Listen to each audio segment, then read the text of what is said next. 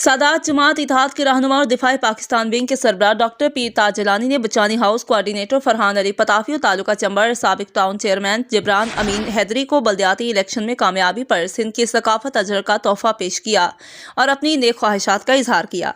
फरहान अली पताफी ने कहा कि अवाम बिलावल भुट्टो को वज़ीर-ए-आज़म देखना चाहते हैं। पाकिस्तान पीपल्स पार्टी अवामी खिदमत को यकीनी बनाने में कोई कसर नहीं छोड़ेगी।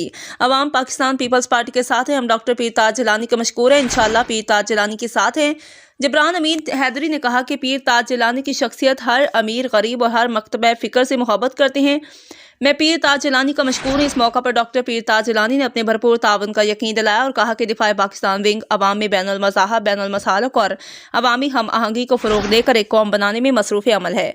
हम सब पाकिस्तानी हैं और हमें पाकिस्तान की दिफा और इस्तेहकाम सबसे ज़्यादा अजीज़ है। डॉक्टर पीर ताज जिलानी ने मज़ीद कहा कि सादात जमात इत्तेहाद अमली तौर पर अवामी खिदमत में मसरूफ़ है। टीम सादात जमात इत्तेहाद ने वार्ड नंबर 19 में अपनी मदद आप के तहत वार्ड में रोशनियां करने के लिए सेवर बल्ब की मुहिम कामयाब बनाई और वार्ड नंबर 19 में अवामी शिकायती बॉक्स लगाकर अवामी मसाइल हल करने की एक बेहतरीन कोशिश की है। सादात जमात इत्तेहाद हर बरादरी हर मसलक के साथ शाना बिशाना खड़ी है।